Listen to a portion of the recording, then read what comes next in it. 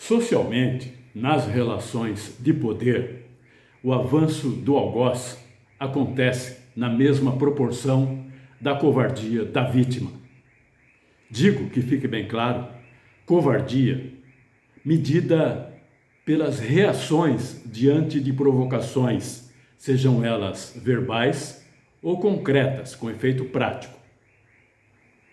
Reações como indiferença, inércia, silêncio. O inimigo vem, provoca e eu finjo que nada aconteceu. Esta atitude da minha parte, ou falta de atitude, faz com que o inimigo avance mais ainda, porque ele tem interesse em ocupar o meu espaço. Não existe espaço vazio na sociedade. Isso vale para os âmbitos da política, da economia, do comportamento, das ideias, das disputas ideológicas. Grita mais quem faz acontecer. E quem se silencia abre espaço para quem gritou. Muita gente silencia para evitar o embate, para evitar briga. É uma atitude justificável. Mas é preciso reafirmar: não existe espaço vazio.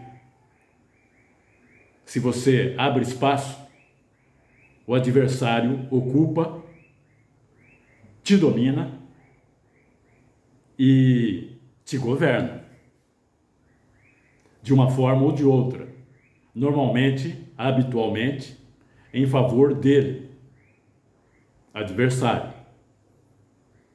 Isto vale para as classes sociais, no topo. Imagine o topo da pirâmide. Lá em cima, a base da pirâmide, aqui embaixo.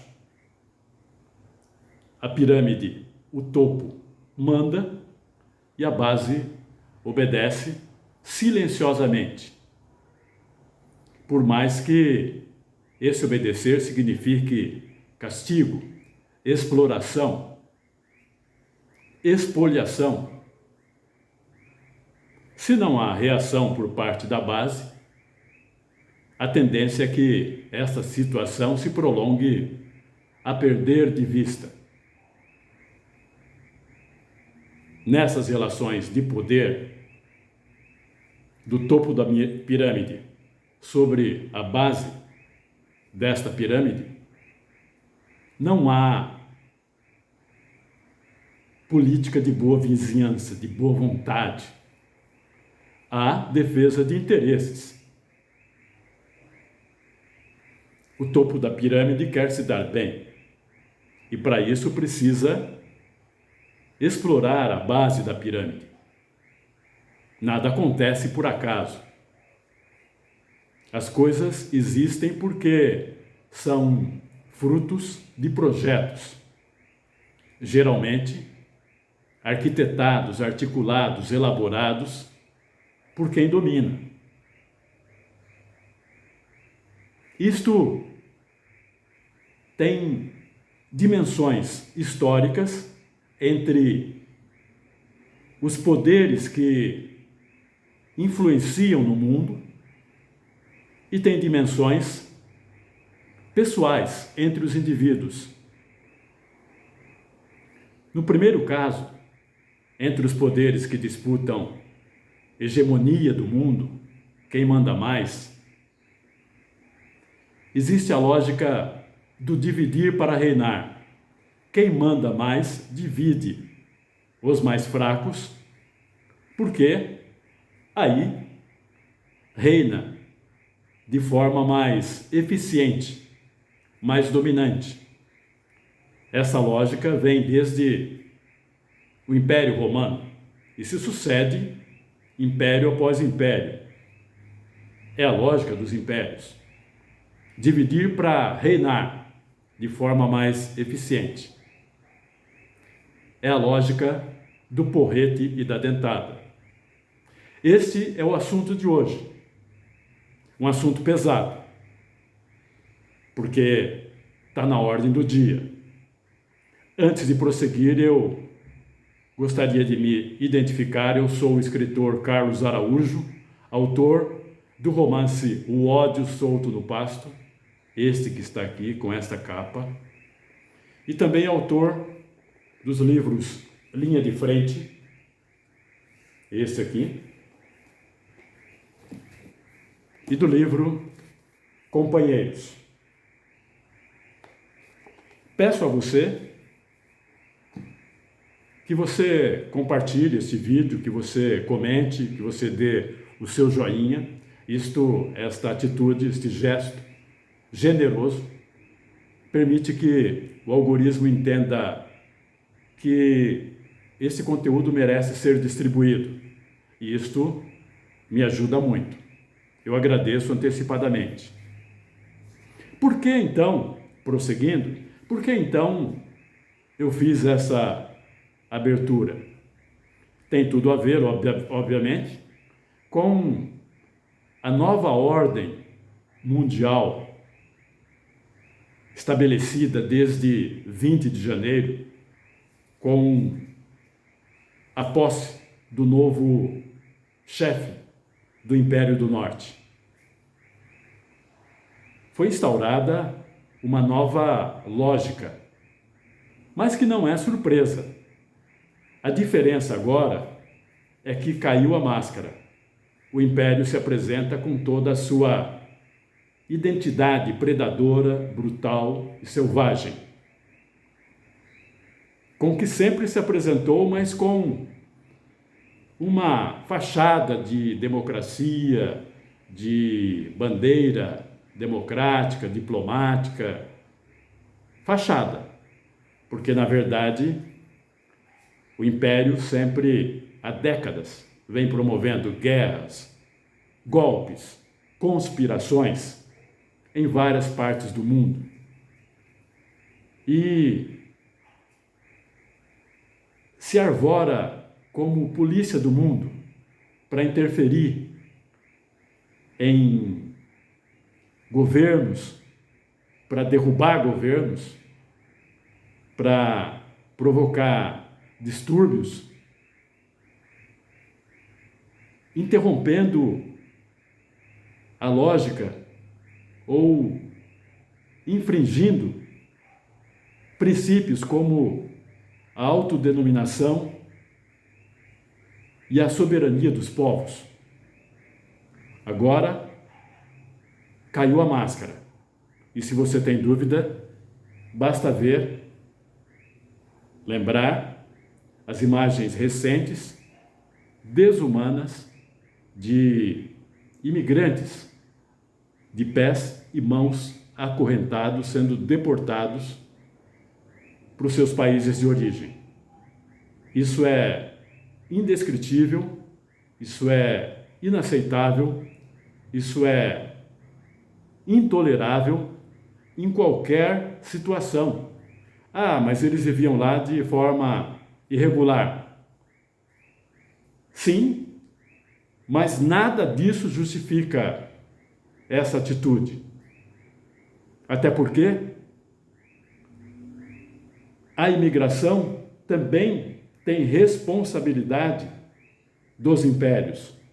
Os impérios exploram, roubam as riquezas dos países de origens desses imigrantes, gerando situações dramáticas de pobreza, de miséria, de guerras nesses países de origem, o que faz com que muitos deles, em busca de sobrevivência e a custo de muito sacrifício, se transfiram para o Império, em busca de vida melhor.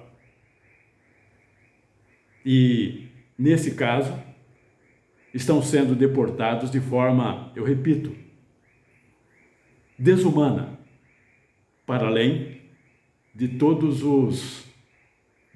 os erros cometidos do ponto de vista jurídico, administrativo e criminal. Não é possível aceitar isso. Mas o império caiu a máscara. E quem reage? Algumas reações verbais de discursos estão acontecendo, mas são infinitamente insuficientes. Recordo a cena corajosa de uma religiosa na cara do chefe do Império do Norte, suplicando a ele misericórdia para com os imigrantes. Foi uma súplica. Ela teve coragem para fazer essa súplica. E, no entanto, após esse episódio, são as notícias que chegam até nós, vem sofrendo perseguição e ameaças de retaliação. A conferir. Como assim? Ameaças de taxar outros países, ameaças de tomar a Groenlândia, até uma medida por decreto mudando o nome do Golfo do México para Golfo da América. Esse chefe age como se fosse o dono do mundo. Ele é chefe de uma superpotência, do Império do Norte. E o que se ouve, o que se vê, o que se nota, é um absoluto silêncio, uma absoluta indiferença, uma absoluta inércia por parte dos outros poderes. Onde está a ONU numa hora dessa? A ONU, que foi desmoralizada na bárbara invasão por parte do Império do Norte, desse império, do Iraque, em 2003. Invasão esta justificada por uma mentira histórica de que havia lá armas de destruição em massa. Onde está a ONU? É por isso que eu digo, o império age desta forma porque ocupa espaços vazios. Ninguém responde, ninguém age, ninguém reage. Ele vai avançando. Isto no campo dos poderes. No campo pessoal, isto também acontece. No campo dos indivíduos, dos povos, interiormente e entre eles também. E nada é por acaso. Existem projetos que promovem essa organização. Também é a lei do porrete e da dentada para reinar e dividir. Dividir agora pessoas. Dividir ideias. Fazer com que as pessoas sejam seduzidas pela lógica do super-homem. Difundir o culto do egocentrismo, do egoísmo, do eu sozinho, do eu posso tudo. Com isso, esse tipo de ideia, de ideologia, destrói tudo o que é coletivo, o que é humano, o que é humanista, o que se propõe a se realizar, a ser realizado em conjunto. Não, eu posso, eu sou mais eu sou melhor que o outro, Esta é a lógica que, no plano dos poderes, transposta para os indivíduos, prevalece. Também é a lógica do porrete e da dentada, ao ponto de a gente ver hoje pessoas que rejeitam direitos coletivos, rejeitam se irmanar com outras para conseguir objetivos coletivos, para obter conquistas, para lutar juntos. Isso tudo não acontece do dia para a noite. Vem sendo pregado há décadas. E vem sendo também projetado de forma a mudar sistemas educacionais, de trabalho, de construção de mentes e corações, de transformação de mentes e corações no culto ao super-homem. E isso leva a quê? Essa situação fica conjugada com os planos dos poderes. Se você divide um povo, ele fica fragilizado, e os poderes que dominam no campo das relações entre as nações podem exercer esse domínio de forma mais eficiente, podem ocupar um país de forma híbrida por ações comportamentais e de sedução, no sentido de propor teorias que façam com que muita gente até rejeite a sua identidade de origem para abraçar a identidade do império. Por isso a gente vê muita gente, não se sabe quanto, mas é muita gente, que vê no império uma glória, uma bandeira de êxito, um exemplo a ser admirado, e rejeita o seu país de origem, rejeita o que é, na verdade. Por exemplo, muita gente critica a brasilidade, a identidade latino-americana, em benefício da glorificação ao Império do Norte. Isto é uma distorção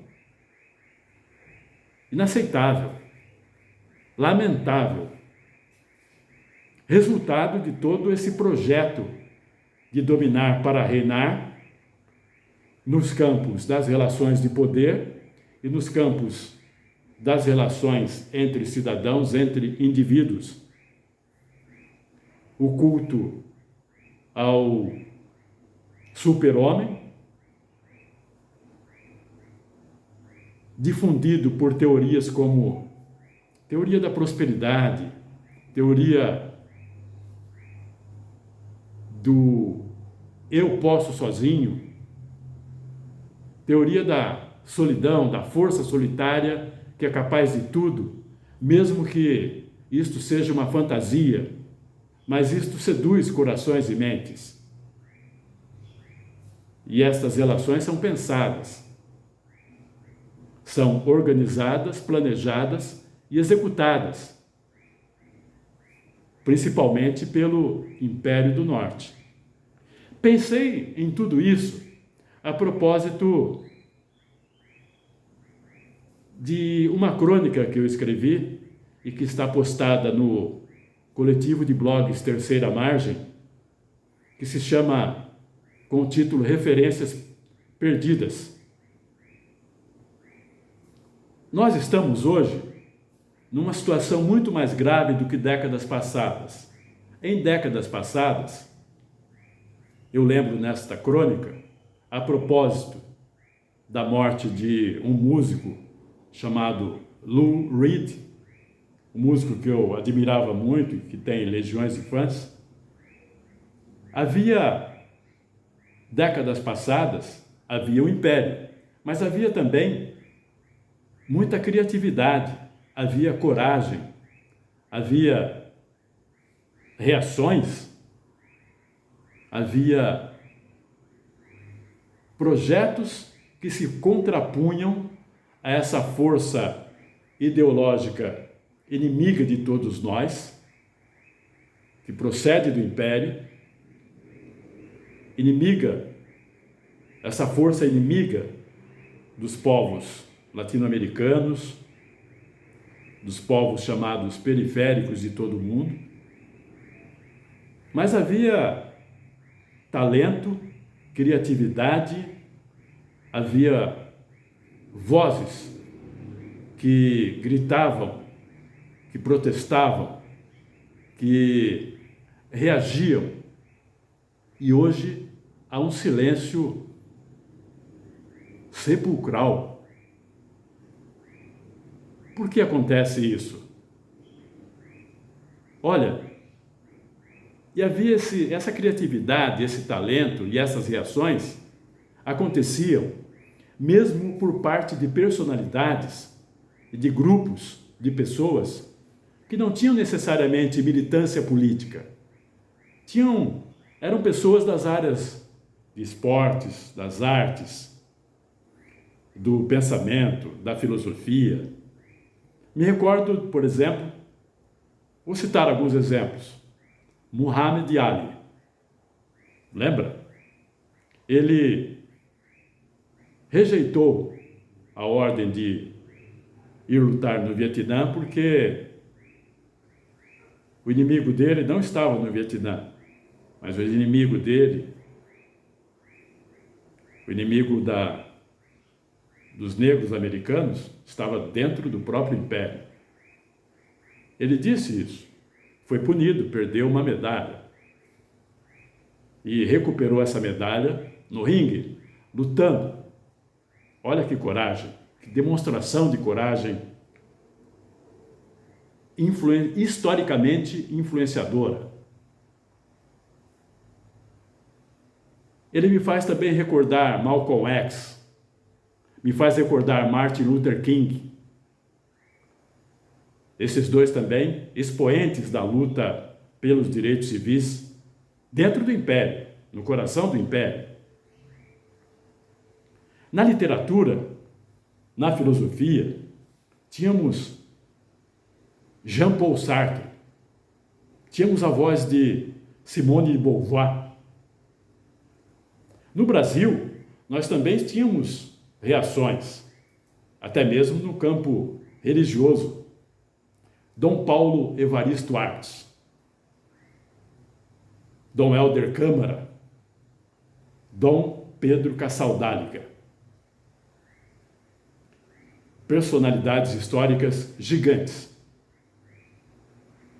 como representantes dos direitos civis e de proteção aos perseguidos da brutal ditadura militar que dominou este país.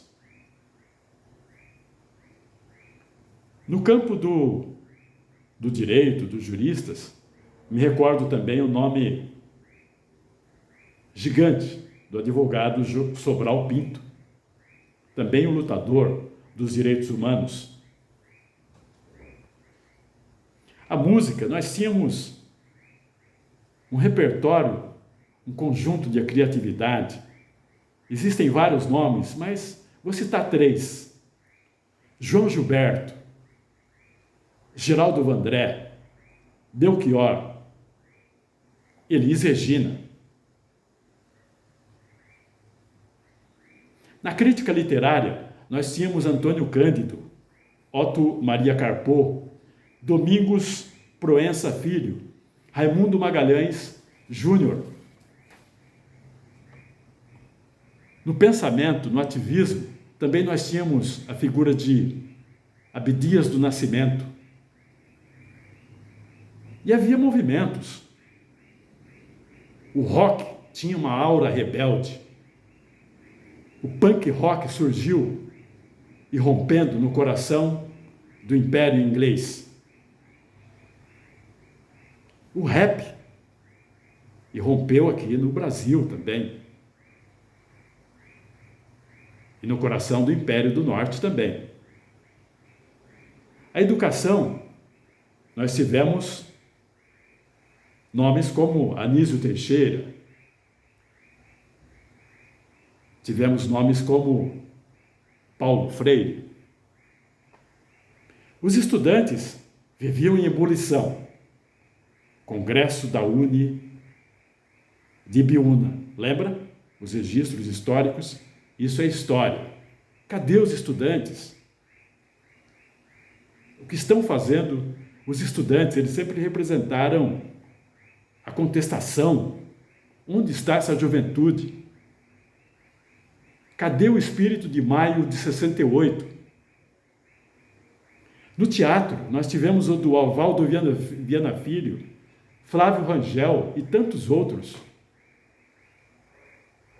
O Teatro do Oprimido de Augusto Boal, lembra? O cinema de Glauber Rocha.